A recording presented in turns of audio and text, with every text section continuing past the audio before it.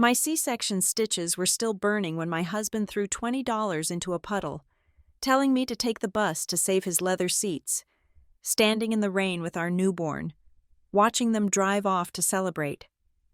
I realized they didn't see me as human, but they didn't know the luxury they were flaunting was actually mine. Exactly 2 hours later, one phone call inside that fancy restaurant turned his arrogance into absolute terror. My name is Stella Turner, and at 34 years old, standing on the curb of a Seattle hospital, I felt less like a human being and more like a discarded medical byproduct.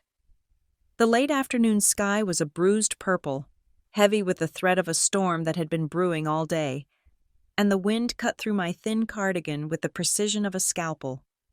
I clutched the handle of the infant car seat with one hand and a plastic bag of soiled clothes with the other. My abdomen, held together by layers of fresh sutures and medical tape from the C-section only 3 days ago, burned with a white-hot fire every time I shifted my weight. I tried to stand taller when the automatic doors hissed shut behind me. Nurse Sarah, a kind woman with tired eyes who had helped me to the bathroom just that morning, lingered for a moment by the exit. She looked at me, then at the empty loading zone. "Is he here, honey?" she asked, her voice laced with that professional pity I had grown to hate over the last 72 hours. "I can wait with you until he pulls up. You shouldn't be standing this long."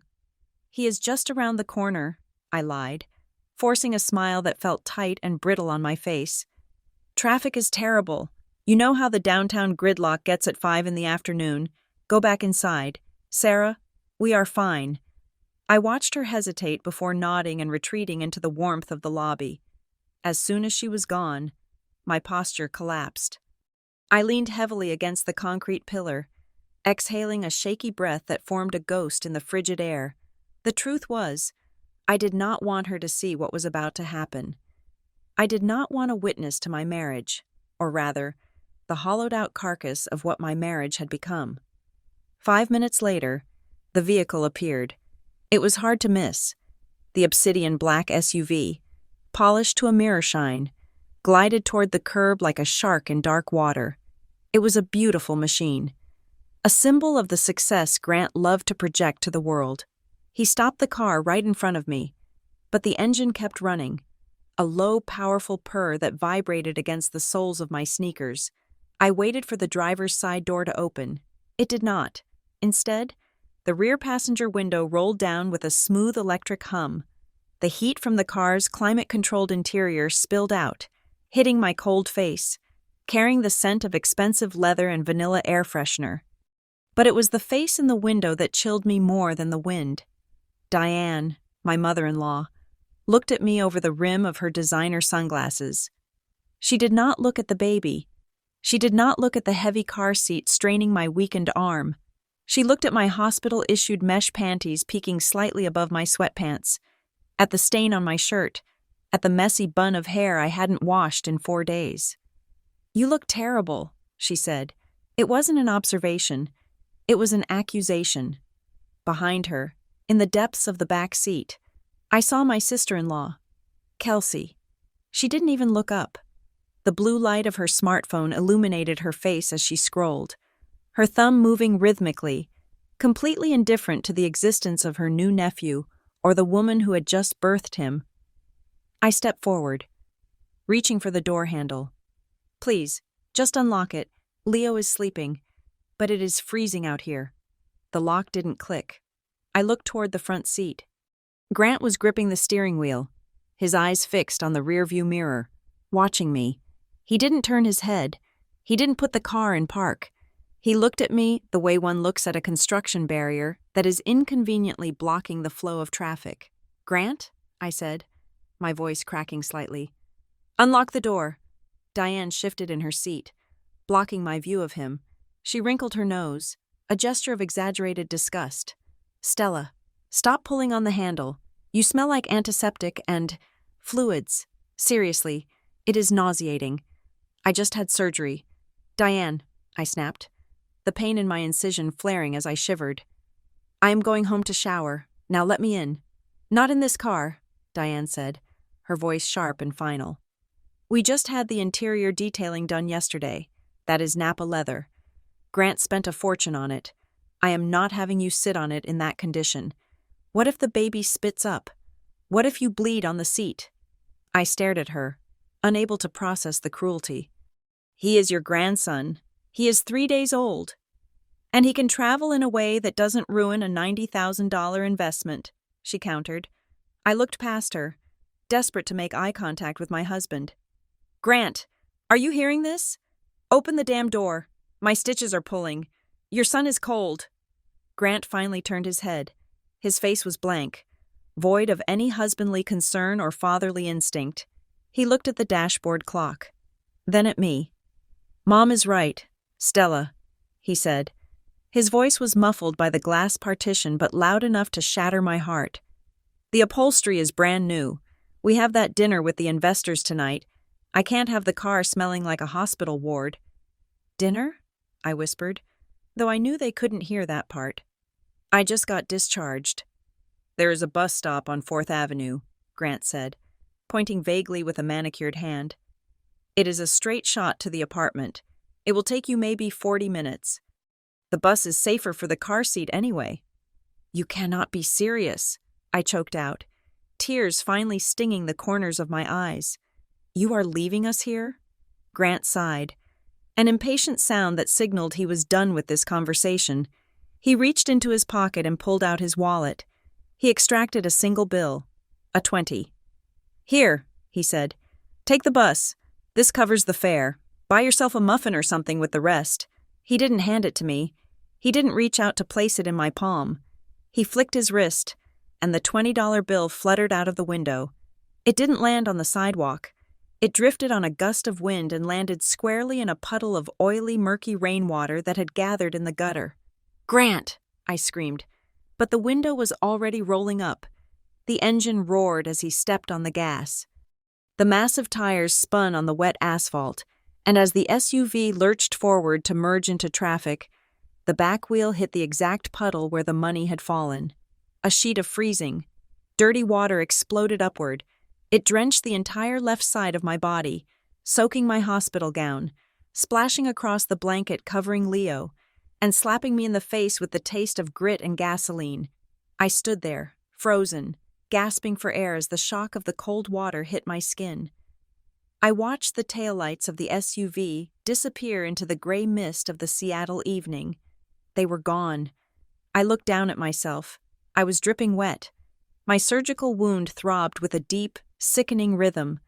My son began to whimper in his carrier, the cold dampness finally rousing him from his sleep. I looked at the puddle. The $20 bill was still there, floating like a dead leaf, weighed down by the grime. A normal person would have left it. A person with an ounce of pride would have spat on it and walked away, but I bent down. The movement felt like ripping myself in half. I gritted my teeth, fighting the black spots that danced in my vision, and I reached into the filthy water. My fingers closed around the sodden piece of paper. I didn't pick it up because I needed the $20. I picked it up because I needed to remember. I squeezed the water out of the bill, careful not to tear it, and shoved it into the pocket of my soaked cardigan. This was my receipt. This was the tangible proof of exactly what I was worth to Grant Halstead and his family. I wiped the dirty water from my cheek, checked to ensure Leo was dry under his plastic rain cover, and turned my back on the hospital. The bus stop was 2 blocks away. Every step was agony. It felt as though my insides were trying to spill out onto the pavement, but with every painful step, something inside my head clicked into a new, terrifying alignment. The Stella who had tried to please them, the Stella who had apologized for existing, the Stella who had wanted to be loved, she died the moment that money hit the water. I adjusted the grip on my son's carrier, pulling him closer to my chest to shield him from the biting wind. This is the last time, I whispered into the rain, my voice low and dangerous, a promise made to the universe and to the sleeping boy in my arms. This is the last time they ever look down on us. The number 550 express bus was a steel cage of humidity and misery. It smelled of wet wool, stale coffee, and the unique, sour odor of too many bodies pressed together in damp clothing. I was jammed against the rear exit door, my body serving as a human shield for Leo's carrier. Every time the driver slammed on the brakes to navigate the gridlocked Seattle traffic, the momentum threw me forward, and the seatbelt strap of the carrier dug into my forearm, while the freshly stapled incision across my lower abdomen screamed in protest. It felt as if a hot knife were being twisted inside me with every stop and start. The bus was packed to capacity. Commuters with headphones stared blankly at their screens or out the fogged windows, aggressively ignoring the woman standing in the aisle with a newborn and a trash bag of laundry. I saw a college-aged girl occupying a priority seat meant for the elderly or disabled. She looked right at me, saw the hospital bracelet still on my wrist, and immediately closed her eyes. Feigning a deep and sudden sleep, 2 men in business suits sat nearby, engrossed in a conversation about quarterly projections, their knees spread wide, taking up enough space for 3 people. I shifted my weight, trying to alleviate the burning pressure in my pelvis. Just 20 minutes ago, huddling under the leaking plastic roof of the bus shelter, I had frantically nursed Leo, shielding him from the wind with my own coat while the rain soaked through the back of my dress. Now, the heat of the bus was making me dizzy. The contrast between the freezing rain outside and the suffocating, humid warmth inside was nauseating. "Here, miss," the voice was rough. Like gravel grinding together, I looked down. A man sitting near the wheel well was struggling to stand up. He looked to be in his 60s, wearing a stained construction vest and boots caked in dried mud. His face was weathered, mapped with deep lines of exhaustion, and he smelled faintly of sawdust and tobacco. He looked like he had been on his feet for 12 hours, yet he was the only person moving. "Please, take it," he insisted, gesturing to the hard plastic seat he had just vacated. "You look like you are about to fall over." I wanted to cry. The cruelty of my husband in his $90,000 luxury SUV had been absolute. Yet here was a stranger with likely less than $20 in his pocket, offering me the only comfort he owned. "Thank you," I whispered, my voice thick. "Thank you so much." I sank into the seat, placing the carrier on my lap. As the bus lurched forward again, my phone buzzed in the pocket of my cardigan, the same pocket holding the wet, gritty $20 bill Grant had thrown at me. I pulled the phone out. A notification flashed across the cracked screen. "Kelsey Halstead is live. Celebration dinner. Family first steakhouse vibes." My thumb hovered over the notification. I should have put the phone away. I should have saved my battery and my sanity. But a dark, masochistic curiosity took hold of me. I tapped the screen. The video loaded instantly, the connection sharp and clear. The noise of a bustling restaurant filled my cheap earbuds. They were at Themon's, the most expensive steakhouse in the city, a place where a single appetizer cost more than a week of groceries for most families. The camera was angled high, the beauty filter smoothing out Kelsey's skin and making her eyes look unnaturally large. "Hey guys," Kelsey chirped, waving a manicured hand at the camera. "We are here celebrating the newest addition to the family, little baby Leo. But, oh my God, we had such a drama getting here." She panned the camera. There was Diane, holding a glass of red wine, looking regal and annoyed.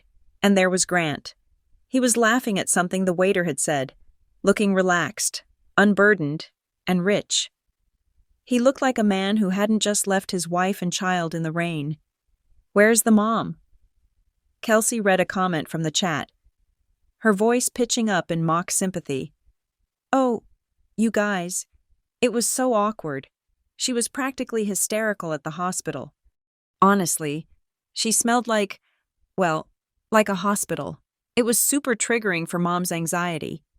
"It was the antiseptic," Diane chimed in from the background, swirling her wine. "And she was just being so dramatic. We offered to drive her, but she insisted on taking the bus. She said she wanted space." I stared at the screen, my grip tightening on the phone. They were rewriting reality in real time. "Yeah," Grant's voice cut through the noise. He leaned into the frame, flashing that charming grin that had fooled me 3 years ago. Stella has always been obsessed with being independent. She is always going on about how her family used to have money or something, so she acts like she doesn't need my help. So, I said, fine, if you want to be independent, go ahead. I am testing her resolve. The table erupted in laughter. Testing her resolve, Kelsey repeated, giggling. Grant, you are terrible. But seriously, she was such a mood killer. Just standing there in the rain looking like a wet dog. I mean, who wears sweatpants to discharge? Have some pride. Something inside my chest snapped. It wasn't a loud break. It was a quiet, decisive fracture. The tears that had been threatening to fall since I stepped onto the bus suddenly evaporated. The hot shame that had been burning my cheeks turned ice cold. I looked at Grant's face on the small screen. He wasn't just cruel. He was a fraud. He was sitting there, ordering Wagyu beef and vintage wine, laughing about his wife's suffering, completely oblivious to the foundation upon which his arrogance was built. He thought I was a poor orphan he had graciously rescued. He thought my stories about my family's assets were exaggerations of a faded middle-class past. He had no idea. I minimized the live stream window, but kept the audio playing in the background. I opened my contacts and scrolled down to a number I hadn't dialed in 2 years. It was listed simply as Mr. Keating. I pressed call. It rang once, twice. Ms. Turner? The voice on the other end was deep, professional, and instantly alert.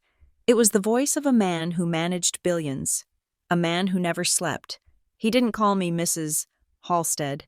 He knew better. It has been 730 days. Is everything all right? Hello, Arthur, I said. My voice was steady. The tremble was gone. I need you to execute a protocol. Immediate effect. I am listening, Keating said. I could hear the sound of a keyboard clacking rapidly in the background. I want you to freeze the marital access accounts, I said, staring at the back of the construction worker's vest in front of me. The collateral backing for Luminex harbor systems? Pull it. The personal credit lines extended to Grant Halstead under the Turner Trust guarantee? Cancel them. All of them.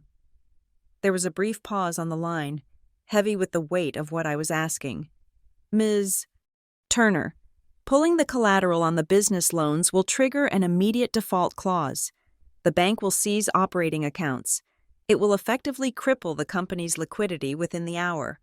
As for the personal cards, if I flag them as unauthorized usage of trust-backed assets, they will be declined instantly. I know what it means. Arthur, I said, my eyes drifting back to the live stream where Grant was now holding up a massive shellfish platter for the camera. I want full revocation, block the cards, notify the leasing office for the apartment that the guarantor has withdrawn. And Arthur? Yes, Ms. Turner? Ensure the notification reason is listed explicitly as loss of guarantor confidence. I want no ambiguity. Consider it done. The system updates are processing now. The credit card networks usually take less than 60 seconds to propagate the block. Is there anything else? Not yet, I said. Thank you. Arthur. Welcome back. Stella. The live stream on my phone screen was lagging slightly due to the poor signal on the moving bus, but the audio was crystal clear. It was a window into a world I had just been exiled from. A world of heavy silverware, white tablecloths, and the soft murmur of the wealthy pretending to be civilized. Check, please, Grant's voice boomed over the restaurant noise. He snapped his fingers, a gesture he knew I hated. A gesture he only used when he wanted to feel like the lord of the manor on the tiny screen. I watched him lean back in the leather booth, loosening his tie. He looked directly into Kelsey's camera, flashing a smile that was all teeth and practiced charm. You know, guys, he said to the invisible audience of Kelsey's followers, the secret to success is never settling. You want the best steak? You buy the whole cow. You want the best life? You take it. Tell them. Grant! Kelsey cheered from behind the camera. The view count in the corner of the screen was ticking up. People loved a winner, or at least, they loved the performance of one.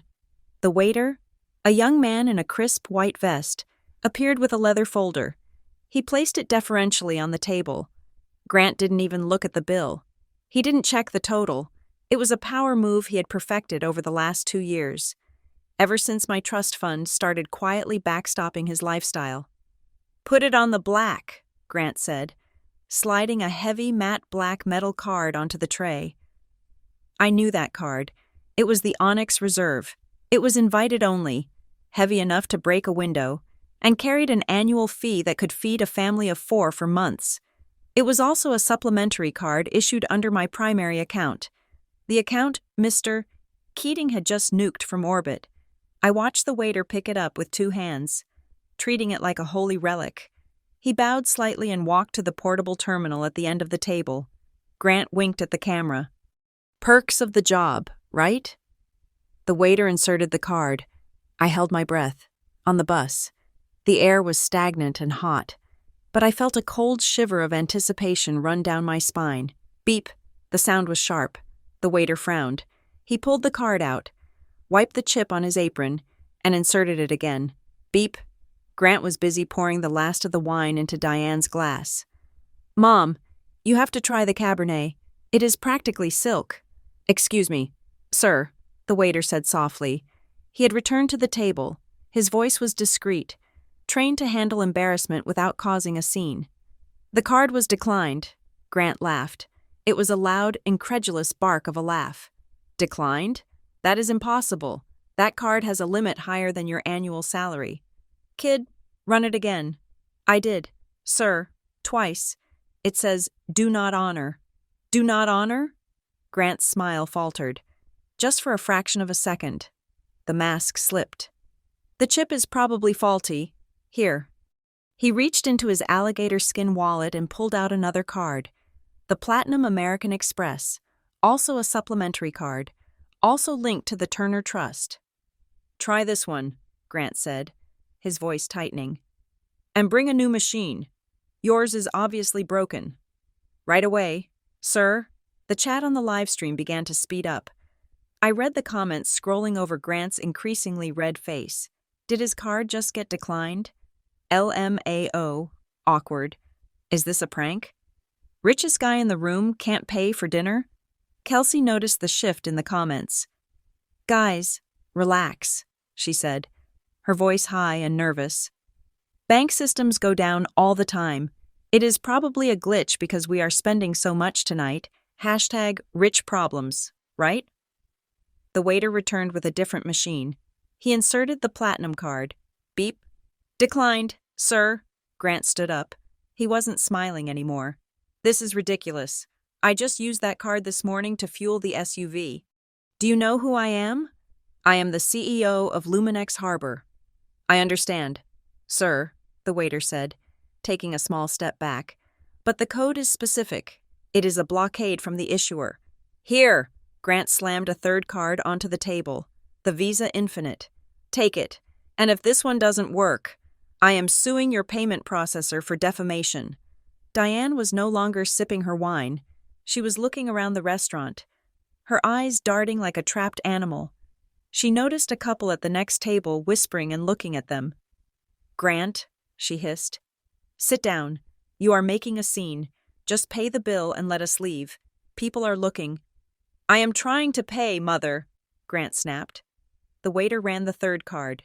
Beep. The silence that followed that third beep was louder than the storm raging outside my bus window. Grant stared at the machine as if it were a bomb. "Sir?" A new voice entered the frame. It was the manager. He was a tall man in a dark suit, unsmiling and radiating an aura of absolute authority. He didn't look impressed by Grant's watch or his suit. He looked at Grant like he was a thief. "Is there a problem with the payment?" the manager asked. His tone was polite but icy. "Your machines are garbage," Grant spat, sweat beginning to bead on his forehead. "I have 3 cards from 3 different banks, and none of them are working. This is on you." "Sir," the manager said, his voice dropping an octave. "We have had 40 transactions in the last hour. Our system is fully operational. When a card returns a "do not honor" code, it means the bank has frozen the assets. It means the money is not there." "The money is there," Grant shouted. I have hundreds of thousands of dollars in access. Then perhaps you can use an alternative method? The manager suggested, crossing his arms. Cash? Or perhaps a corporate account? Fine, Grant fumbled for his phone. I will use the company wallet. I will pay with the Luminex operating account. I didn't want to mix expenses, but you are forcing my hand. He opened his digital wallet app. He held the phone up to the scanner. I leaned closer to my own phone screen. This was the kill shot. The company accounts were secured by a personal guarantee from me. A guarantee, Mr. Keating had revoked 7 minutes ago. The phone dinged. A large red X appeared on the terminal screen. Transaction failed. Account suspended. Grant froze. He tapped the screen frantically. What? Suspended? That is the payroll account. That can't be suspended. The realization hit him like a physical blow. I saw it in his eyes.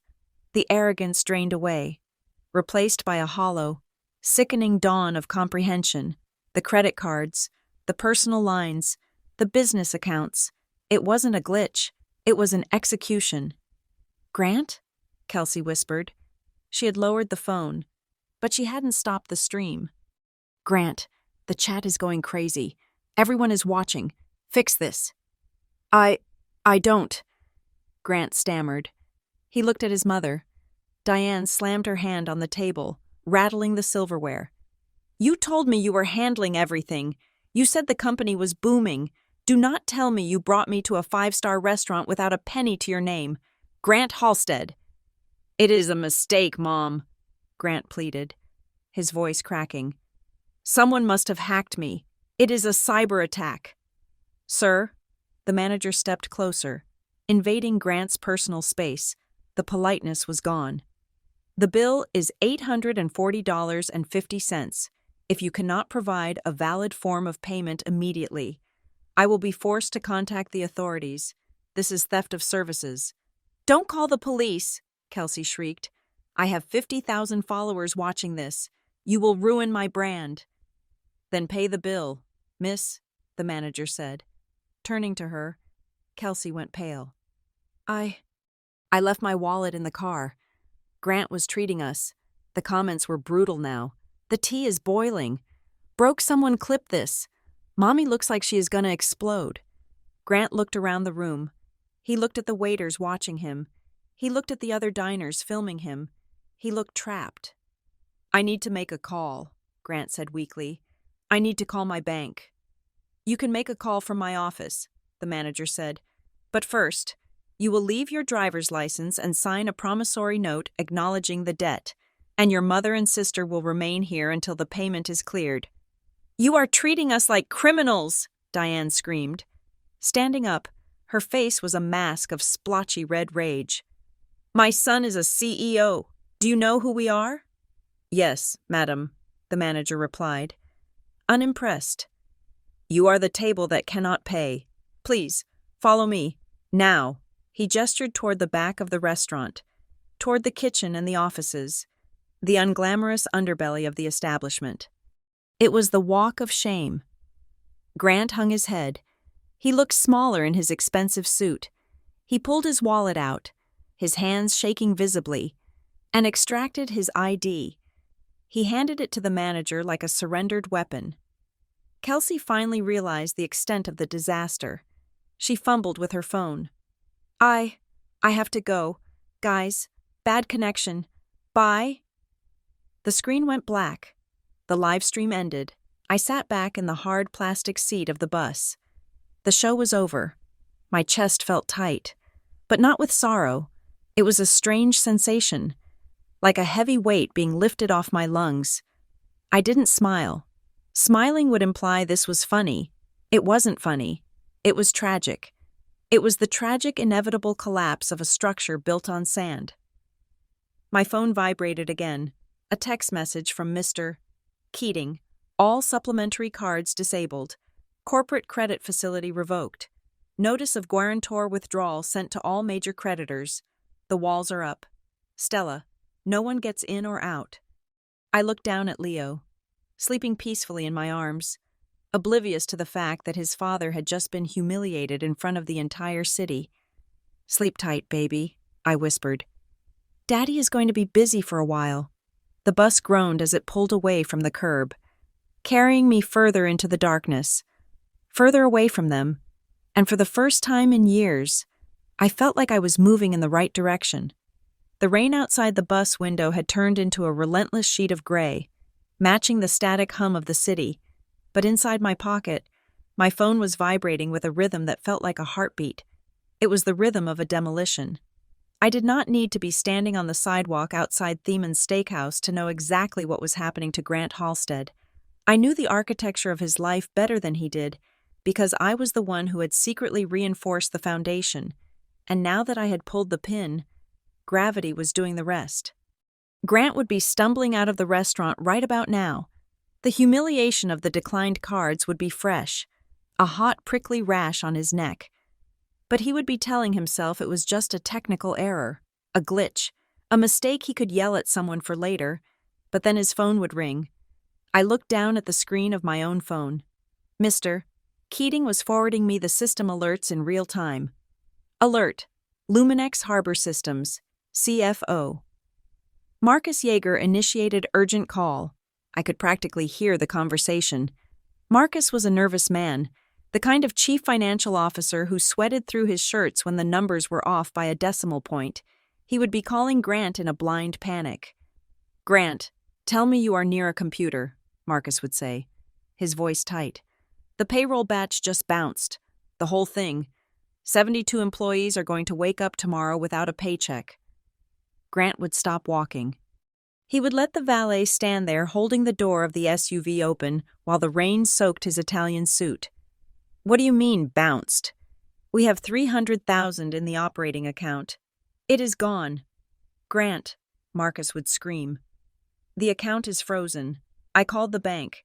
They said there is a restrictive hold placed on all assets due to a default event. We can't pay the vendors. We can't pay the rent. We can't even buy coffee for the break room." I watched the raindrops race each other down the bus window. The first domino had fallen. Next came the email. I knew it had arrived because Keating sent me a screenshot of the automated notification. Subject: Notice of acceleration and demand for payment. First Horizon Bank. Grant would be staring at his screen, the light from the phone illuminating his pale, wet face. The email was brutal in its legalese. It stated that because the primary guarantor, me, though Grant likely never read the fine print to realize it was my trust, not his charm, that secured the loan, had withdrawn support. The bank was exercising its right to call in the entire loan immediately. $2 million. Due now. "This is insane," Grant would be muttering, tapping furiously at his screen. "This is a mistake. But the avalanche does not care if you think it is a mistake." Another notification would hit him before he could finish reading the first. This one would be from the property management firm of the high-rise tower, where Luminex held its headquarters. Urgent. Lease violation and access suspension. The lease for the panoramic office on the 42nd floor, the one Grant used to impress potential clients, contained a very specific clause about financial solvency. With the credit line revoked, the security deposit was technically void. The building's automated system would have already deactivated the keycards. Grant would try to call his guy at the leasing office, a man named Brad whom he took golfing. Brad wouldn't answer. Brad knew a sinking ship when he saw one. Then, Grant would play his last card. He would call the lead investor for the Series B funding round, a venture capitalist named Silas, who had promised to inject another $5 million next quarter. Grant would think Silas could fix this. Silas could write a bridge check. I checked the time. It was 8:15 in the evening. Silas was a family man. He hated late calls. But he hated losing money more. Keating's text came through. Investor relations update. Term sheet withdrawn. I closed my eyes and imagined the sound of Grant's voice on that call. Desperate. Shrill. "Silas, listen, I am being sabotaged. Someone is messing with my accounts. I just need a temporary float until I get IT to trace the hack." And Silas, cold and precise as a surgeon, would cut him off. "Grant, my compliance officer just got a flag that your primary liquidity backing has vanished. We don't invest in CEOs who lose their safety net overnight. The deal is dead. Do not call this number again. The line would go dead. And for the first time in his life, Grant Halstead was standing in the rain with absolutely zero leverage. But he wasn't alone. He had his family. I could see them huddled under the valet awning. Diane would be shivering in her fur coat, not out of cold, but out of a sudden, instinctive fear that her comfort was threatened. "Grant!" she would shriek, pulling at his wet sleeve. "Why is my card declined? I tried to order an Uber Black because I am not riding in the car with you in this mood. And it said, invalid payment method. My monthly stipend is due tomorrow. You did transfer it, right?" And Kelsey, dear, vapid Kelsey. She would be looking at her phone, her face bathed in the blue light of disaster. "Grant!" she would yell.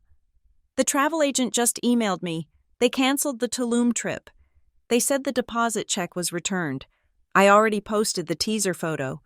And the brand deal with the skincare line? They need the wire for the collaboration fee by midnight, or they are giving the spot to someone else." They were like piranhas sensing blood in the water. Only they didn't realize the blood was coming from the hand that fed them. "Shut up," Grant would finally snap, his voice cracking. "Both of you, just shut up. It is a hacker. It is a coordinated attack. My competitors are trying to take me out because we are growing too fast." He would scream it to the empty street. Desperate to believe it. He would blame Russians. He would blame corporate espionage. He would blame bad luck. He would blame everything except the truth. That he was a man standing on a chair I had allowed him to borrow, and I had simply decided to sit down. The final blow for the night would be silent. It wouldn't come with a ringtone. It would come as a push notification from the board of directors portal. Notice of emergency governance action. The bylaws of Luminex, which I had reviewed with my father's lawyers 3 years ago, were clear. If the CEO triggers a material default event, the chairman has the automatic authority to suspend executive powers pending an investigation. Grant would look at the email, suspended, effective immediately, all executive access revoked, surrender company devices within 24 hours. He wasn't the CEO anymore. He was just a guy in a wetsuit with a maxed-out credit card and 2 screaming relatives. On the bus. The air brakes hissed as we approached my stop. I shifted Leo to my other shoulder. He felt warm and solid against me, the only real thing in a world I was currently dismantling. I took a deep breath. It wasn't a breath of panic. It wasn't the shallow, terrified gasps I had taken in the hospital parking lot. It was a deep, cleansing inhale. I knew what Grant was feeling right now. I knew the taste of that metallic terror in the back of the throat. He was finally tasting the fear he had forced me to swallow for years. The fear of having nothing, of being unheard, of being totally and utterly exposed. My phone buzzed one last time for the segment.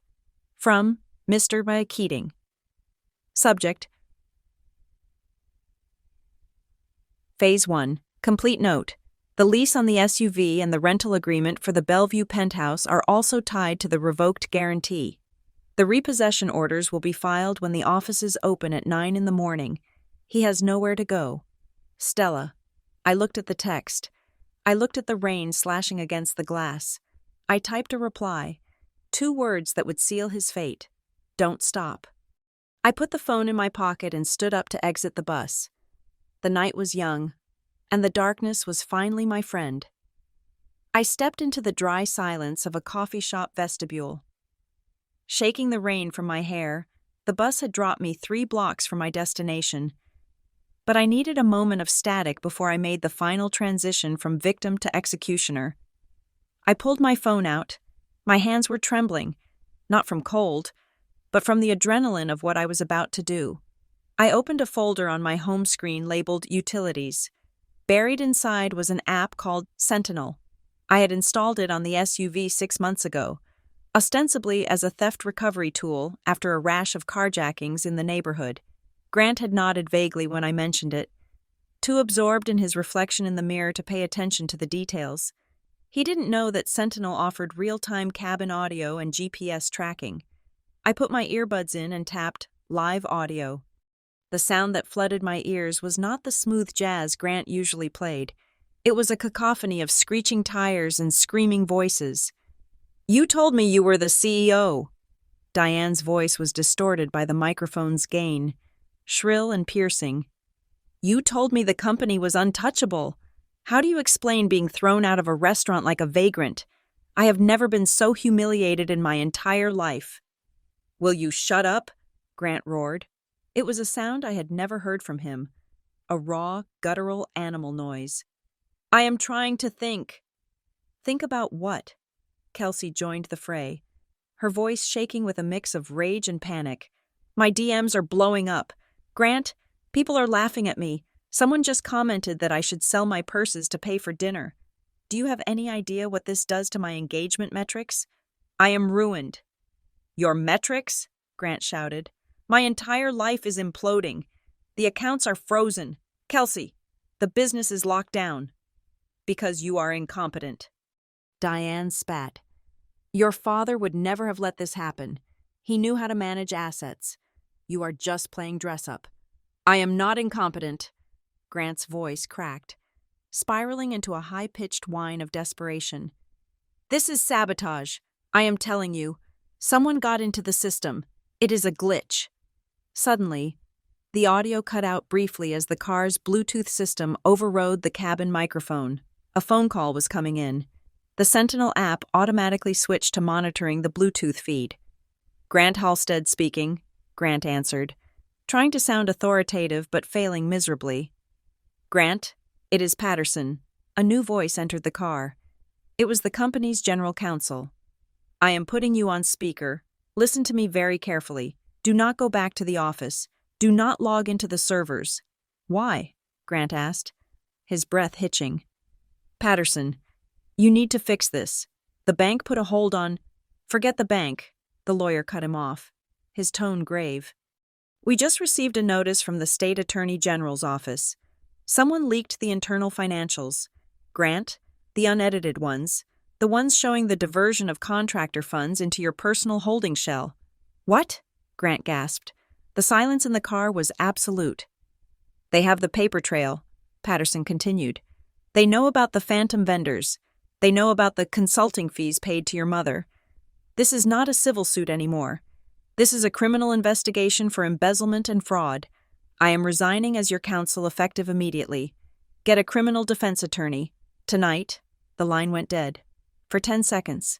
The only sound in the SUV was the rhythmic thump-thump of the windshield wipers fighting the Seattle rain. "Jail?" Kelsey whispered, her voice tiny. "Grant, are you going to jail?" "I didn't do anything," Grant stammered. I moved money around. Everyone does it. It was supposed to be temporary until the Series B funding hit." "Who leaked it?" Diane hissed. "Who had access?" "Only the board," Grant said. And the guarantor." "The guarantor," Diane repeated slowly. "You mean the trust fund? That faceless entity you said backed the loan?" "Yeah," Grant said. "But who controls it? I thought it was just a corporate algorithm." "Wait," Kelsey said. I could hear the rustle of fabric as she shifted. "Grant, remember when we first met Stella?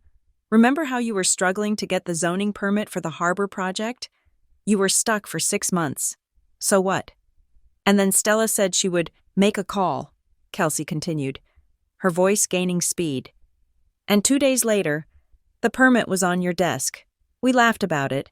We thought she called some clerk she knew from school." "And the bridge loan last year," Grant murmured, the realization dawning on him like a slow-moving horror. "I was denied by 4 banks. Stella asked to see the application. She pointed out one clause, told me to change it, and told me to submit it to First Horizon specifically. It was approved in 48 hours. "Oh my God," Kelsey said. "It wasn't luck. It was her." "But she is a nobody," Diane screeched. "She dresses in rags. She drives that 10-year-old sedan. I checked her mail once. Grant, I intercepted her bank statements when she first moved in to make sure she wasn't a gold digger. There was nothing. Just a checking account with $2,000. You stole her mail? Grant asked, though he didn't sound surprised. And I went through her purse at Thanksgiving, Kelsey admitted, her voice trembling. I was looking for cash. I found a debit card, but it was just a standard credit union card. She is nothing. Grant, she is a mousy little orphan. That is exactly why I dared to crush her, Diane said, her voice dropping to a terrifyingly cold register. Because she has no one. She has no father to defend her, no brothers to fight for her. Orphans are easy targets. Grant, you can step on them, and they don't make a sound. I stood in the coffee shop vestibule, gripping the phone until my knuckles turned white. Hearing it out loud, the confirmation of their calculated, systematic predation was nauseating. They hadn't just been mean, they had been hunting me. They had seen my lack of family not as a tragedy, but as an opportunity to exploit me without consequence. She isn't a nobody, Grant whispered. If she is the guarantor, if she is the one who pulled the pin, she owns us. She owns everything. She can't, Kelsey cried. Grant, if she has that kind of power, why did she let us treat her like trash for 3 years? Because she was testing us, Grant said, his voice hollow. She was waiting to see if we were worth saving, and we just failed. We are dead, Kelsey moaned. I am going to lose my apartment. They are going to take my car. No, Diane snapped. I could practically see her straightening her spine, her predator instincts kicking back in. Stop crying. We are not dead. We have leverage. What leverage? Grant asked. She holds the debt. She holds the evidence. We have the baby, Diane said. The air in the vestibule seemed to drop 10 degrees. What? Grant asked. She just gave birth, Grant, Diane said, her voice dripping with venomous sweetness. She is hormonal. She is unstable. She just walked out of a hospital against medical advice and took a newborn onto a dirty bus in a storm. That is child endangerment. Mom, listen to me, Diane commanded. We don't apologize. We pivot. We file for emergency custody. We say she is mentally unwell. We take the baby. If we have the grandson, we have the keys to the vault. She will give us anything to get him back. We don't need to be nice to her. Grant, we just need to take the one thing she actually loves. I ripped the earbuds out of my ears. I couldn't listen to another second. I felt bile rising in my throat. They were not just greedy. They were rot. They were a cancer that would consume anything to survive. I tapped the screen and closed Sentinel. I didn't need to hear any more. I had the recording saved to the cloud. I dialed a new number. This wasn't Mr. Keating. This was Elena Rossi, the most ruthless family law attorney in Seattle, a woman I had put on retainer 4 months ago when I first suspected Grant was diverting funds. Stella? Elena answered on the first ring. I saw the alerts from Keating. Is it time? It is time, I said. My voice was calm, dead calm. Grant and his mother are plotting to file for custody based on fabricated mental instability. They want to use Leo as leverage for financial extortion. They won't get the chance, Elena said sharply. Where are you? I am safe. I am 10 minutes from the estate. Good. I am filing the emergency motion for sole custody and a temporary restraining order right now. I am citing abandonment, endangerment, and conspiracy to commit extortion. I am attaching the hospital security footage of him leaving you on the curb. No judge in this state will give him a visitation window, let alone custody. Do it, I said. And Elena? Serve him tonight. I want him to know that while he was plotting to steal my son, I was already signing the order to erase him from the birth certificate. Consider it done. I hung up and looked down at Leo. He was awake now, his dark eyes looking up at me with a quiet curiosity. He had Grant's nose, but thank God, he had my soul. He doesn't want you, Leo, I whispered, adjusting the blanket to cover his tiny hand. He wants a hostage. He loves his leather seats, and he loves his image, but he doesn't know how to love a human being. I pushed the door open and walked out into the night. The rain was still falling, but it didn't feel cold anymore. It felt like a baptism. The Stella who had tolerated their abuse was washed away in the gutter with that $20 bill. The woman walking toward the black sedan waiting down the street was someone they had never met, and she was coming for them.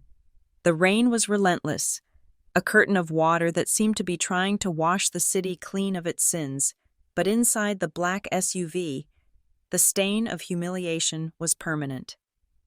I knew exactly when they arrived at the sleek glass tower in Bellevue because my phone, which I had set to silent, lit up with a notification from the building's digital concierge system. Tenant access attempted. Denied. Grant would have pulled up to the private resident garage entrance, the one that kept the elite dry and separated from the commoners. He would have pressed the garage remote clipped to his visor, expecting the heavy steel gate to roll up as it had every night for the past 2 years. He pressed it. Nothing happened. He probably pressed it again. Harder, jamming his thumb into the plastic button until the casing creaked. The small red LED on the remote would have flashed, mocking him. The gate remained a solid, immovable wall. "What now?" Diane's voice would be shrill, the earlier terror from the restaurant now curdling into exhaustion. "Why isn't it opening? Grant, I need to use a bathroom." "It is the battery," Grant would mutter, backing the massive vehicle up to turn around. "Just the battery. We will go in through the front." But the front entrance was not a sanctuary. It was a checkpoint. When the automatic doors slid open, Grant didn't walk in like the master of the universe he pretended to be. He walked in wet, disheveled, and trailing the stench of desperation. He walked straight toward the concierge desk, ready to yell at Gary, the night shift security guard who usually greeted him with a salute and a smile. But Gary wasn't smiling tonight. Gary was standing with his arms crossed over his chest, his posture rigid, and standing next to him was Mr. Henderson, the building manager, holding a tablet like a shield. "Gary, open the garage," Grant barked, trying to summon the ghost of his authority. "My fob is dead." "The fob is fine. Mr. Halstead," Mr. Henderson said. His voice was not loud, but it carried across the marble lobby like a gunshot. "The access code has been deactivated." "Deactivated?" Grant laughed, a nervous, jagged sound. "I pay $6,000 a month for this unit. You can't deactivate me. That is illegal." "Actually," Mr. Henderson corrected him, tapping the screen of his tablet, "Luminex Harbor Systems pays the lease, and as of 45 minutes ago, the corporate guarantee securing that lease was withdrawn by the primary underwriter. The contract clearly states that upon withdrawal of the surety, the lease is immediately null and void. You are trespassing, sir." "That is insane," Grant spat. "I will write you a check right now. I will cover the month." "It is not just about the rent," Henderson said, his eyes cold behind his rimless glasses. "There were significant amenities fees and damage deposits that were, how shall I put this, politely overlooked in the past because of the strength of the guarantor's credit profile. Without that profile, those fees are due immediately, $22,000 in arrears, to be exact. Do you know who I am?" Diane stepped forward, her wet fur coat smelling like a wet dog. She pulled herself up to her full height, channeling every ounce of entitlement she possessed. "I am Diane Halstead. My son is a CEO. You are a doorman. Open the elevator, or I will have your job by morning." "Mr. Henderson looked at her. He didn't blink. He didn't flinch. He looked at her with the bored indifference of a man who had seen 1,000 pretenders come and go. "I know exactly who you are, madam," he said smoothly. "And more importantly, I know whose account actually paid for this lifestyle, and it wasn't yours." He gestured to the corner of the lobby. There, stacked on a luggage cart near the service elevator, were 5 cardboard boxes. They were sealed with brown packing tape. "We took the liberty of collecting the personal items from the common areas and the package room," Henderson said. "Whatever is left inside the unit will be placed in storage pending the settlement of the debt. You cannot go up." Grant stared at the boxes. It was his life. reduced to corrugated cardboard. The illusion of his success had been packed up and taped shut in less than an hour. "You can't do this," Kelsey cried, her voice rising to a hysterical pitch. "My makeup is up there. My ring light. I have a collaboration to shoot." "You can retrieve the rest of your property once the outstanding balance is paid," Henderson said, turning his back on them. "Gary, please escort them out. If they refuse to leave, call the Bellevue Police Department." My phone began to vibrate against my thigh. I looked down. Grant calling. I let it ring. It stopped, then started again immediately. Grant calling. He was panicking. The walls were closing in, and for the first time, he realized there was no exit door. A text message appeared. "Grant. Babe, pick up. This is a misunderstanding. The bank screwed up." Then another. 30 seconds later. "Grant. Stella, please. My mom is crying. We are locked out. Just call the bank and tell them it is a mistake. I will fix everything. I promise." And then, the anger. The real Grant. "Grant. Pick up the phone. You can't do this. I am your husband. I will sue you for everything you have." I swiped the notifications away without reading the rest. He was going through the stages of grief at record speed, but he was skipping the part where he actually felt remorse. Beside him, Kelsey was frantically tapping on her phone. She was trying to spin the narrative. I checked her Instagram profile. She had posted a story, a blurry photo of the rain-streaked lobby window with the caption, "Denied access to our own home. Corporate greed is ruining lives. My brother is being targeted by corrupt rivals. Justice for Halstead." I refreshed the page. The comments were already pouring in, but they weren't the sympathy she expected. User 129. "Girl, we saw the live stream. You guys are broke. Pay your bills." User 88. "Karma travels fast. Hope the bus is comfortable." User 33. "Wait, didn't you mock your sister-in-law for taking the bus like an hour ago? Irony is dead." Kelsey let out a sob and deleted the story. But the internet never forgets. The screen captures were already circulating. Diane slumped against the concierge desk, her legs finally giving out. She looked old. The makeup was settling into the creases of her face, and the arrogance that held her together was dissolving in the damp air. "Where do we sleep?" she whispered. Her voice was small, terrified. "Grant, I can't sleep in the car. It is freezing. Where do we go?" Grant looked at his mother, then at his sister, then at the boxes on the cart. He had no money. He had no credit. He had no friends who would answer the phone at this hour once the news of his default hit the rumor mill. He ran a hand through his wet hair, his eyes darting around the lobby like a trapped rat. Then, he stopped. A flicker of recognition crossed his face. "Ravenwood," he murmured. "What?" Diane asked. "Stella mentioned it once," Grant said, his voice gaining a shred of hope. "When we first got married, she said it was an old family property. She said if anything ever happened, if there was ever an emergency, I should go there." He looked at me as the savior he didn't deserve. He thought it was a sanctuary.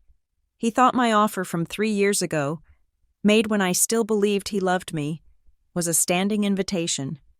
"Is it far?" Kelsey asked, wiping her mascara-stained cheeks. "It is in the hills," Grant said. "About 40 minutes. We can't drive," Diane moaned. "The SUV is low on gas, and we have no money to fill it." "Taxi," Grant said. I have $20 cash in my pocket. I found it in my jacket from last week." The irony was perfect, the exact amount he had thrown at me. They dragged the boxes out into the rain. They didn't look like a power family anymore. They looked like refugees of their own hubris. Grant hailed a yellow cab, one of the older, beat-up sedans that still prowled the city. The driver popped the trunk. They loaded their cardboard boxes of designer purses and Italian shoes into the dirty trunk next to a spare tire and a bottle of motor oil. Diane climbed into the back seat, squeezing in next to the boxes they couldn't fit in the trunk. Grant took the front seat. As the taxi pulled away, splashing through the same puddles that had soaked me hours ago. I watched them go in my mind's eye. They were heading to Ravenwood Estate. They were heading to the one place where they thought they would find mercy. They had no idea they were driving straight into the courtroom I had prepared for them. I leaned back in the plush leather seat of the private car that had picked me up. My car, driven by my driver. "Take us home, James," I said softly. "To the apartment." "Ms. Turner?" James asked, eyeing me in the rearview mirror. "No," I said, a cold smile touching my lips. "To Ravenwood. I have guests arriving." The silence inside the cabin of the Maybach was absolute, a hermetically sealed vacuum of luxury that separated me from the storm raging outside.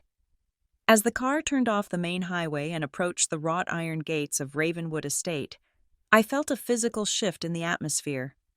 The world of buses, puddles, and declined credit cards felt like a nightmare I was waking up from, replaced by the enduring, quiet solidity of my childhood home. The gates did not need a remote. They recognized the vehicle's transponder and swung open with a silent, heavy grace, revealing a winding driveway flanked by century-old cedar trees. Ravenwood was not a house that screamed for attention. It sat deep on the property, a sprawling stone manor that blended into the darkened landscape, radiating the kind of power that does not need to raise its voice to be heard. James brought the car to a halt under the portico, before I could reach for the handle. The front door of the manor flew open. Mrs. Higgins, the housekeeper who had taught me how to braid my hair when I was 6, stood there. Behind her was the rest of the household staff, lined up as if royalty were returning, though I looked more like a refugee than a queen. James opened my door, and I stepped out. The moment the light from the foyer hit me, a collective gasp rippled through the staff. They saw the hospital gown clinging to my legs, the cheap, soaked cardigan, the mud splattered on my ankles, and the exhaustion etched into my gray skin. "Oh, Miss Stella," Mrs. Higgins choked out, her hands flying to her mouth.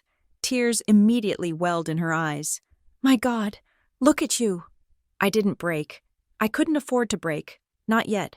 I walked up the steps, holding the car seat with a fierce grip. "I need a medical check for the baby. Mrs. Higgins," I said, my voice steady but raspy. "He has been out in the damp for 2 hours, and I need the nursery opened. Is the night nanny available?" "She is waiting upstairs, Mrs. Higgins said, rushing forward to take the heavy carrier from my aching arm. "We have everything ready. Warm towels, formula. The pediatrician is on his way just to be safe. Take him," I said, watching her lift Leo as if he were made of glass. "Do not let him out of your sight. If anyone other than me or my father tries to enter that nursery, you lock the door and call the police. Do you understand?" "We understand, Miss," the head of security said, stepping out of the shadows. "The perimeter is sealed." I watched them take my son up the grand staircase. Safe at last. Only then did I turn to the figure standing by the fireplace in the great hall. Miles Turner looked older than the last time I had seen him. The man who built the Turner Meridian Group into a global infrastructure empire, the man who moved mountains and reshaped skylines, looked diminished by grief. He leaned heavily on his cane, his knuckles white. "Stella," he whispered. "Hello, Dad," I said. He crossed the distance between us in 3 long strides, ignoring his bad hip, and pulled me into a hug that smelled of tobacco and sandalwood, the scent of safety. He didn't care about the wet clothes or the smell of the bus. He held me as if he were trying to glue my shattered pieces back together. "I am sorry," he rasped into my hair. "I should have stopped it sooner. I should have violated the agreement and pulled you out the moment he raised his voice at you last year. I let this go on too long." "No." I pulled back to look him in the eye. I needed to know.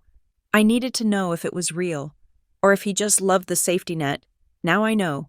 "You are bleeding," he noted, looking at a spot on my dress where the incision had wept through the fabric. "I am fine," I lied. "I have work to do." "You have a bath to take," he corrected firmly. The stylist is in the guest wing. Get cleaned up. Burn those clothes. When you come downstairs, we will finish this."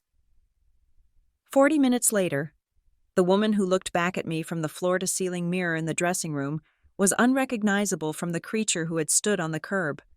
I had scrubbed my skin until it was raw, washing away the grime of the city and the touch of a man who didn't deserve me.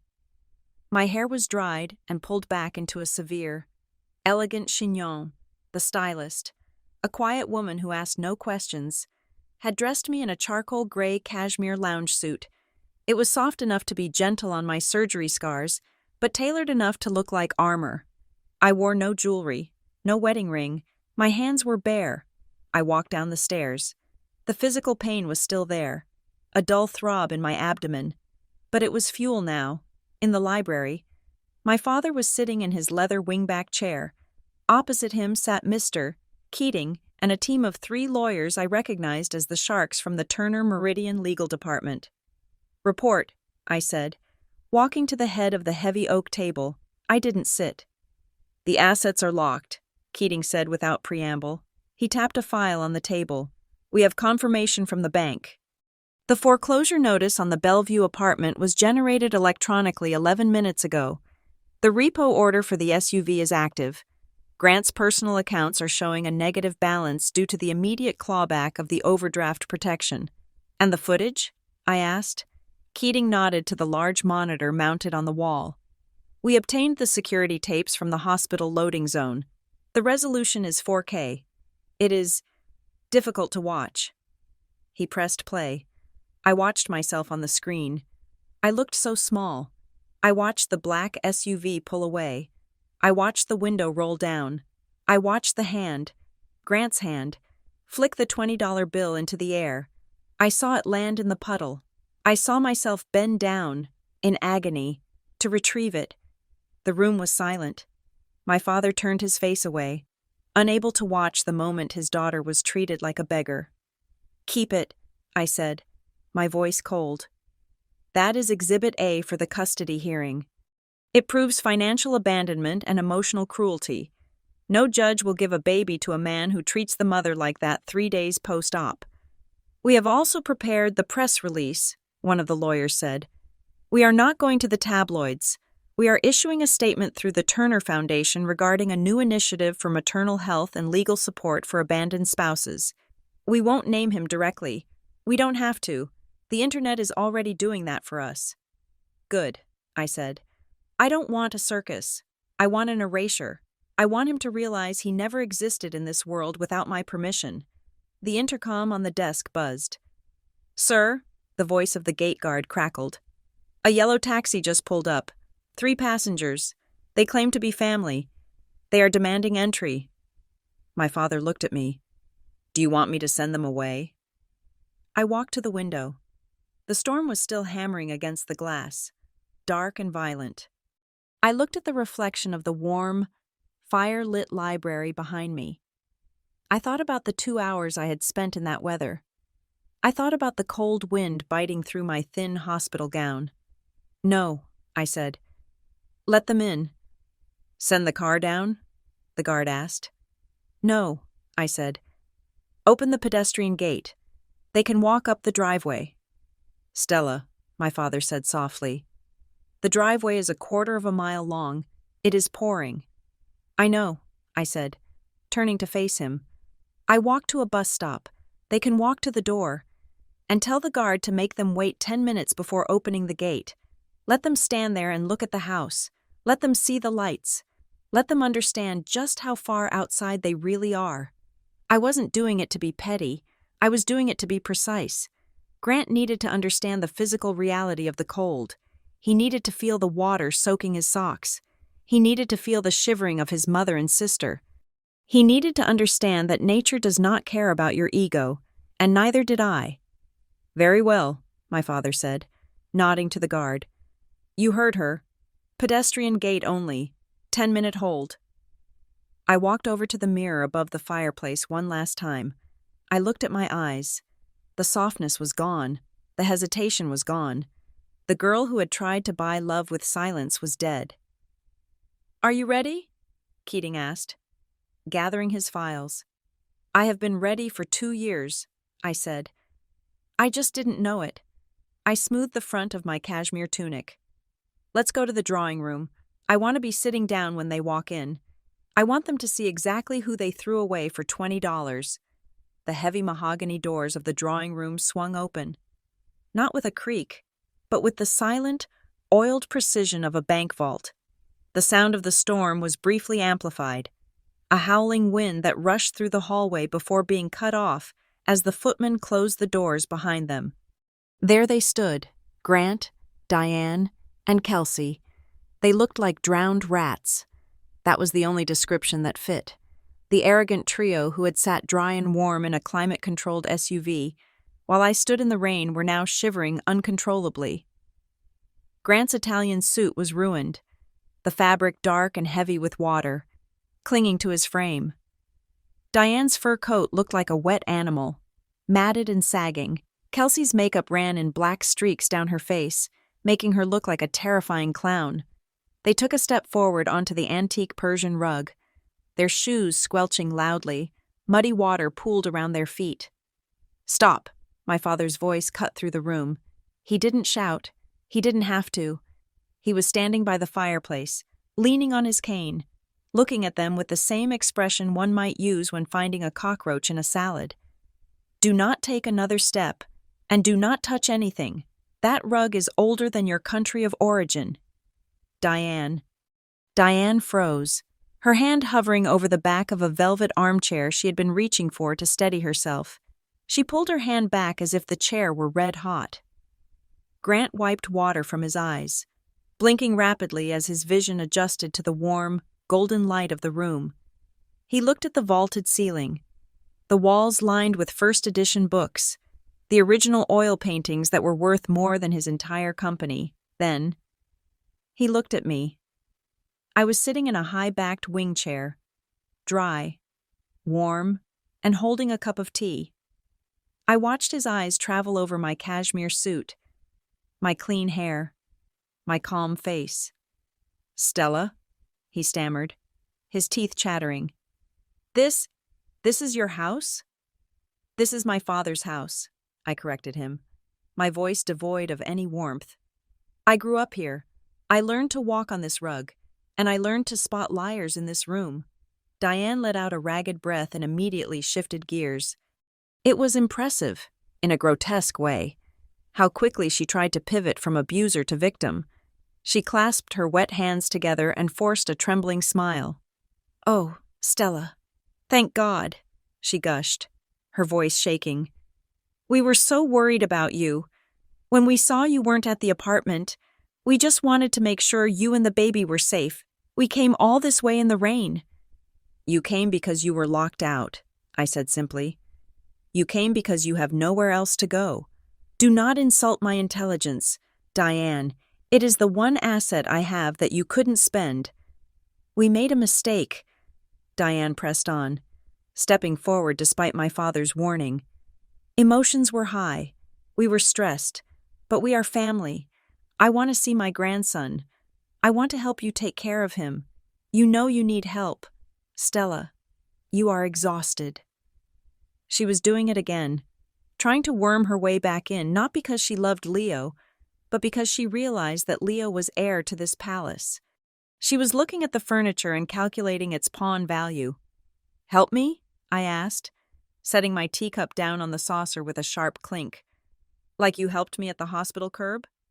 "That was a misunderstanding," Grant cried out. "I was going to circle back. I panicked about the traffic." "You panicked about the leather seats," I said. I reached into the pocket of my tunic and pulled out a small, clear Ziploc bag. Inside lay the single $20 bill. It was dried now, wrinkled and stiff with the dirt from the gutter, but clearly visible. I held it up. "Do you recognize this, Grant?" He stared at the bag. His face went pale, a sickly white that contrasted with his red, cold-bitten ears. "I gave you that for a taxi," he lied, his voice weak. "You threw it in a puddle," I said. "You told me it was enough for the bus. You told me not to ruin your upholstery. You valued your car seats more than the health of your wife and newborn son." This $20 isn't money. Grant, it is the price tag you put on us. I tossed the bag onto the coffee table. It landed between us, a plastic barrier more impenetrable than a wall. And now, I nodded to the lawyer standing in the shadows. Here is my price. Elena stepped forward and placed a thick stack of documents on the table next to the money.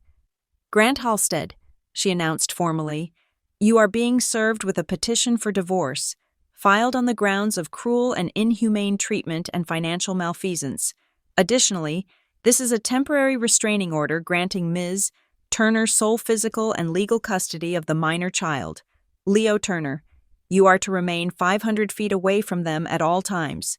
You can't do that, Grant whispered, looking at the papers as if they were a death sentence. He is my son.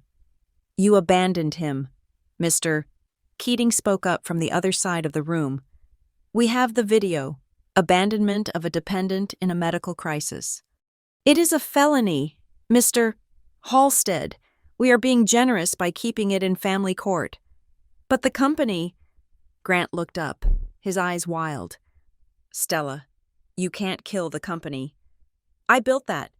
Even if we divorce, I have rights to the business assets. We didn't sign a prenup. Actually, Keating interrupted, a dry smile touching his lips. He picked up another document. You are correct. You did not sign a prenup. However, you did sign the intellectual property assignment agreement 3 years ago when the trust, Stella's trust, provided the seed capital. Grant blinked. That was just standard collateral paperwork.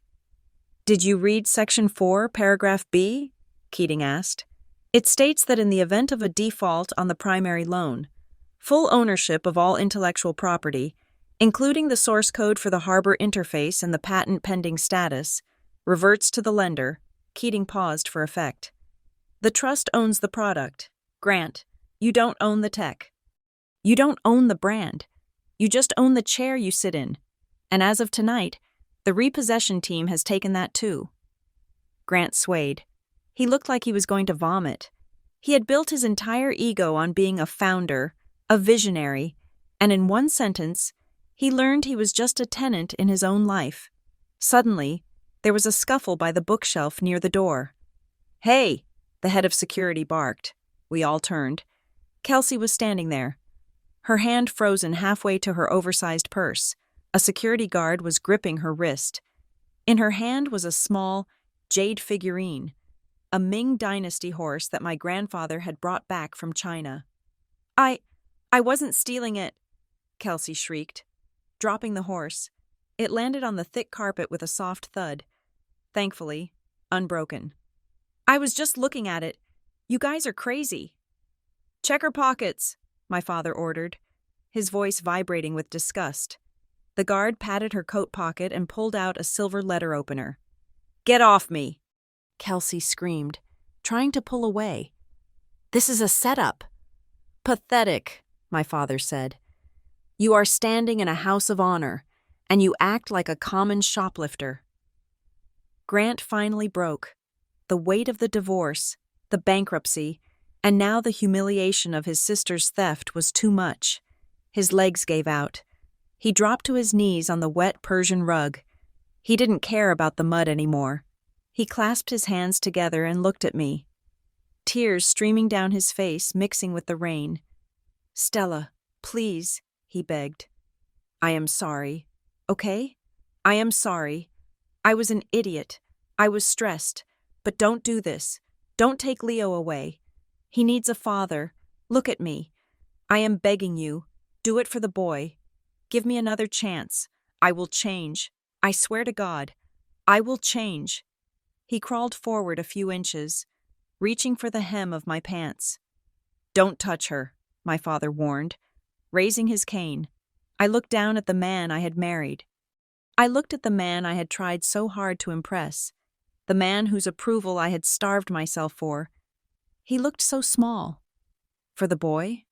I repeated quietly. You want me to take you back for the sake of the child you left in the rain? I love him, Grant sobbed. No, Grant, I said. leaning forward slightly so he could see the absolute clarity in my eyes. You don't love him. You love what he represents. You love the access. You think Leo is your ticket back into the warm car. You think he is your leverage to get your credit cards turned back on. I stood up. The movement was fluid, painless. I felt stronger than I had in years. My son is not a ticket, I said, and he will never see his father on his knees begging for money. He will know a father who earns respect, not one who demands it while throwing change at his mother. Stella. Get them out, I said to the security team. Now, Grant slumped forward, his forehead touching the wet rug, sobbing uncontrollably. The guards stepped forward, grabbing him by the arms to hoist him up. As they dragged the three of them toward the door, Diane wailing about her blood pressure, Kelsey cursing about lawsuits, and Grant weeping like a child. My father spoke one last time. Grant, Miles Turner called out. Grant stopped struggling for a second, looking back, hoping for a reprieve. You are wondering why you lost, my father said. His voice was deep, resonating off the wood-paneled walls. You think it is bad luck. You think it is a misunderstanding. Miles shook his head slowly. You lost everything because you made one fatal calculation error. You looked at my daughter, and you thought she was the cheapest thing in the room. You forgot that the quietest person at the table is usually the one who owns the building. The doors slammed shut. The silence returned to Ravenwood. But this time, it wasn't empty. It was the silence of a debt finally paid in full. The sun rose over Seattle the next morning with a blinding, indifferent brightness, burning away the storm clouds from the night before. But for the Halstead family, the darkness had only just begun to settle in. I did not attend the emergency board meeting of Luminex Harbor Systems at 9 in the morning. I did not need to be there. In the world of high-level corporate warfare, presence is often less powerful than absence. My empty chair at the head of the table, flanked by Mr. Keating and a team of forensic accountants, said more than any speech I could have delivered. According to the transcript Keating sent me later, the meeting lasted exactly 18 minutes. Grant sat at the far end of the table, wearing a wrinkled suit he had likely pulled from the bottom of a cardboard box. He looked like a man who had not slept in 24 hours because he hadn't. When the chairman called the meeting to order, Grant tried to speak. He tried to launch into a defense about temporary liquidity issues and misunderstandings.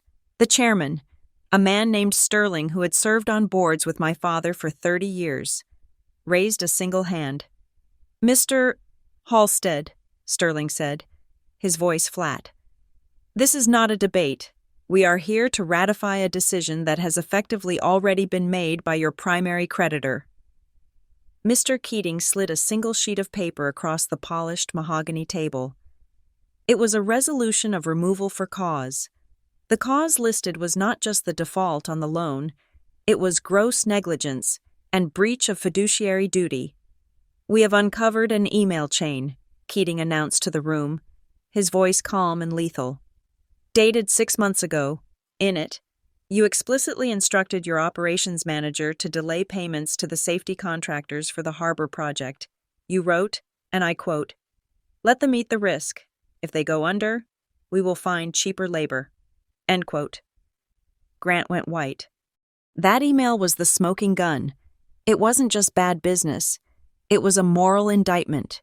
He had treated the men who built his foundations with the same callousness he had treated his wife. The board has voted unanimously, Sterling said. You are stripped of your title, your salary, and your seat, effective immediately. Security is waiting to escort you to the exit. Grant slumped in his chair. But the employees, he whispered, grasping for a human shield. If you fire me, the company collapses. 72 people lose their jobs. You can't do that to them. We aren't, Keating interrupted. Ms. Turner has already intervened. Grant looked up, confused. Ms. Turner has personally capitalized a bridge fund, Keating explained, looking at Grant with a mixture of pity and disgust. She has deposited enough capital to guarantee payroll for every single employee for the next 6 months while the company is restructured. She is protecting the people you were willing to sacrifice. She is not destroying Luminex. Grant, she is saving it from you. That was the final blow. It wasn't just that I had beaten him, it was that I had proven I was better than him. I hadn't burned his kingdom down out of spite. I had evicted him and kept the castle standing for the people who actually worked there. While Grant was being escorted out of the building he used to think he owned, his mother and sister were fighting their own losing battles in the cheap motel room they had managed to scramble into the night before. Diane spent the morning on the phone, working through her Rolodex of high society friends. She called the wives of senators, the organizers of charity galas, the women she drank mimosas with at the club. "Hello, Margaret?" Diane chirped, her voice straining for normalcy. "It is Diane. Yes, Diane Halstead. I was wondering if we could lunch today. I have a little situation with the house renovation." "Oh, Diane," Margaret's voice came through the speaker, chilly and distant. "I don't think that is appropriate. I just saw the Turner statement." "What statement?" Diane asked, her grip tightening on the receiver. "Miles Turner issued a press release an hour ago." Margaret said, "He stated that the Turner family has severed all ties with the Halsteads due to fundamental differences in values regarding family integrity." "Diane, we all know who holds the purse strings. If Miles cut you off, you are radioactive. Please do not call here again." The line clicked dead. Diane tried 3 more numbers. Each one ended the same way. She realized, with a creeping horror, that she had never been popular. She had never been respected. She had simply been tolerated because she was standing next to the Turner checkbook. Without me, she was just a loud woman with expensive taste and no money. Kelsey fared even worse. She woke up to find her digital empire crumbling into dust. The footage from the hospital curb had not leaked. I had kept that for the court. But the internet is a hive mind, and it had pieced the story together from the live stream at the steakhouse. Her inbox was flooded with emails from brands: termination of partnership, glow skin, cancellation of contract, fit tea, notice of breach, travel lux. The travel agency was the most brutal. Their email read, "We promote luxury and relaxation. We do not associate with influencers who mock postpartum mothers being forced to take public transit in a storm. Your behavior is off-brand and frankly repulsive." Kelsey posted a tearful apology video, claiming she was misinterpreted and under stress, within 10 minutes. The comment section was so vicious, she had to delete her entire account. She sat on the edge of the motel bed, staring at a black screen, realizing that her currency, attention, had suddenly devalued to 0. Back at the office tower, Grant walked out the revolving doors. It was raining again, a light, mocking drizzle. He reached into his pocket for his keys, then stopped. He didn't have keys. The company car, the black SUV he loved more than his own child, was already gone. A tow truck from the leasing agency had arrived 20 minutes earlier. I had authorized the repo order personally. I wanted the vehicle removed not because of the money, but because of the symbol. That car was his armor. It was the shell he hid behind. Now, he stood on the sidewalk in his ruined suit, holding a box of personal effects that contained nothing of value: a stress ball, a framed photo of himself receiving an award I had bought for him, and a stapler. He looked left. He looked right. No driver. No Uber Black. He began to walk. I watched the GPS tracker on his phone, which was still part of the family plan I paid for, move slowly down 2nd Avenue. He was walking toward the bus stop. I sat in my father's study at Ravenwood, reviewing the final documents with Elena. "The PR statement is live," Elena said, handing me a tablet. I read it. It was perfect. No drama, no accusations, just a simple announcement that Stella Turner was establishing the Umbrella Fund, a nonprofit dedicated to providing legal and financial aid to women who suffer abandonment or financial abuse during the postpartum period. "We are not attacking him," I said, signing the authorization for the initial endowment. We are just making sure no other woman has to pick a $20 bill out of a puddle. Grant has been trying to reach you, Elena noted, glancing at the call log. He has called the house line 12 times in the last hour. He thinks this is a negotiation, I said, closing the file. He thinks if he apologizes enough, if he cries enough, I will crack. He thinks I am doing this to teach him a lesson. Aren't you? Elena asked. No, I said, standing up and walking to the window where the sun was finally breaking through the clouds, illuminating the vast green lawns of my estate. You teach a lesson to someone you want to keep. You discipline a child.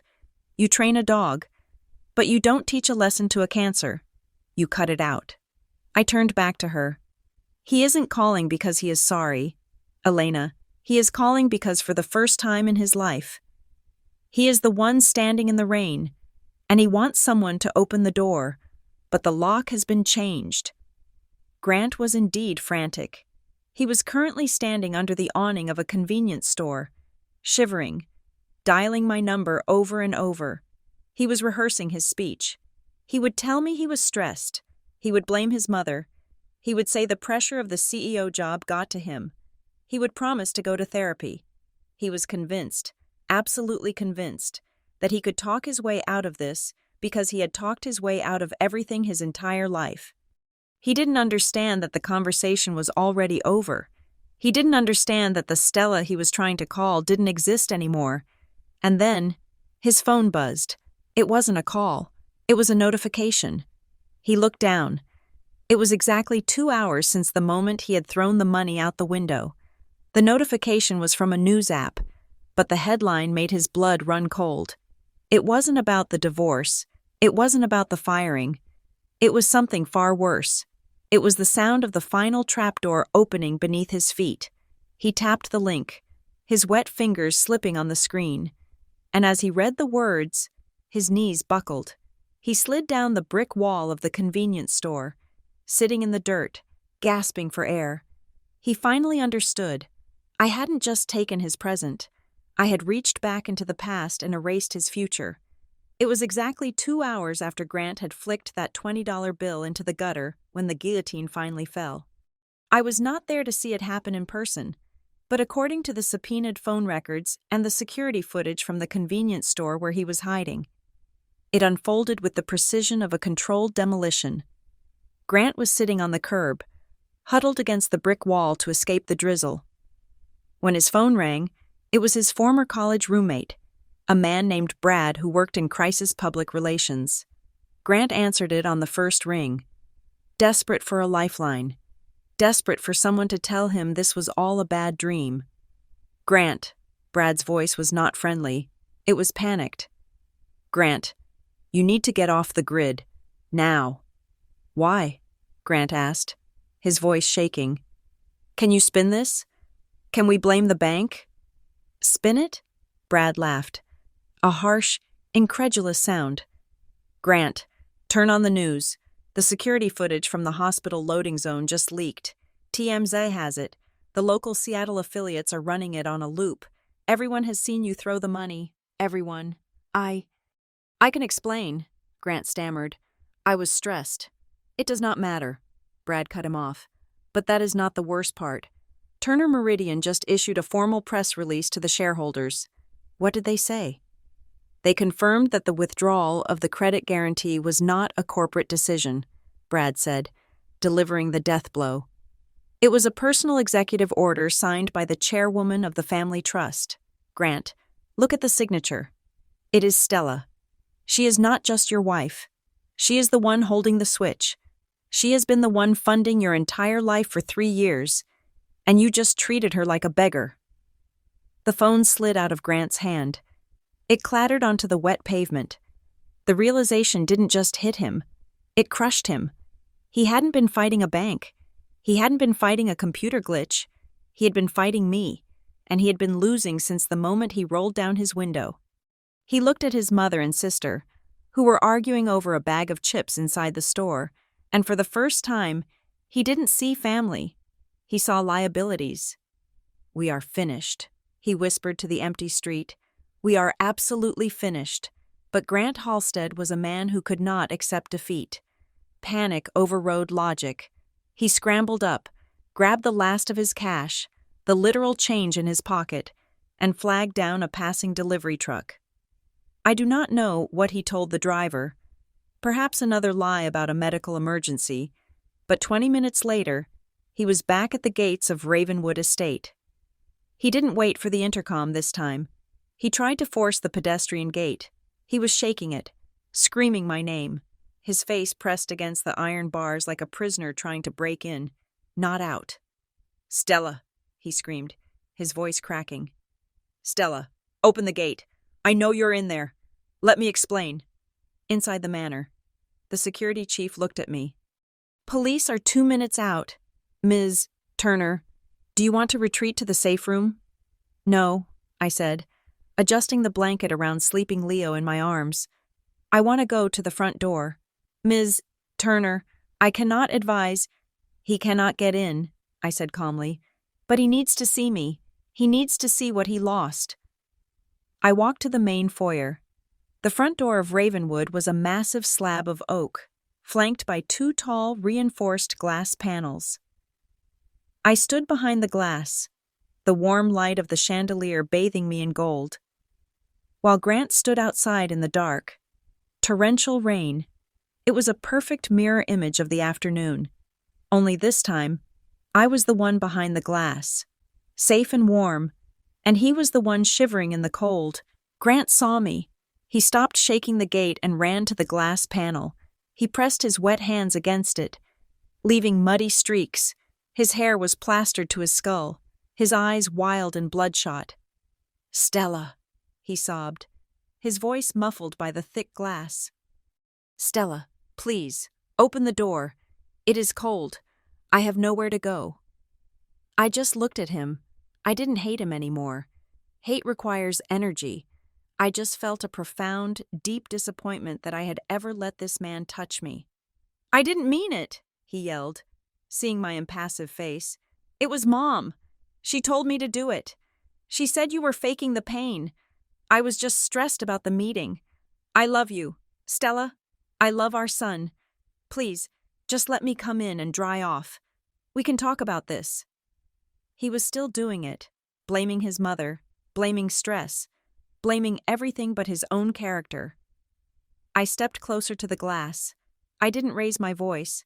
I spoke clearly, knowing he could read my lips, knowing the intercom was picking up every word. "You are not a victim, Grant," I said. "You were not sabotaged. You were not hacked. You were simply stripped of the things that never belonged to you." "Stella, please," he begged, sliding down the glass until he was kneeling in the mud. "I am sorry. I will do anything." "There is nothing to do," I said. "The locks are changed, the accounts are closed, and the wife you thought you could buy for $20 is gone." Blue and red lights flashed against the trees. The police cruiser roared up the driveway. 2 officers stepped out, their faces grim. They didn't see a CEO. They saw a trespasser harassing a mother and her newborn. "Grant Halstead?" the officer barked. "Hands where we can see them. You are in violation of a restraining order." "No!" Grant screamed as they grabbed his arms. "I live here. That is my wife. Stella, tell them. Tell them." I turned my back. I walked away from the glass. I didn't watch them cuff him. I didn't watch them shove him into the back of the patrol car. I didn't need to. I had already seen the only thing that mattered, the truth of who he was. I walked back into the library where my father was waiting. I sat down, looked at my son, and finally, for the first time in 3 days, I exhaled. 3 years later, the Seattle autumn was crisp and golden.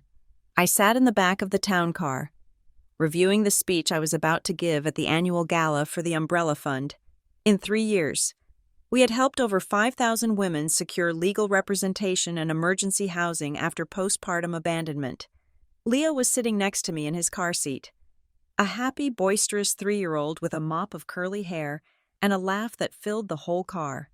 He held a toy truck, driving it along the leather armrest. "Mama," he asked, pointing out the window.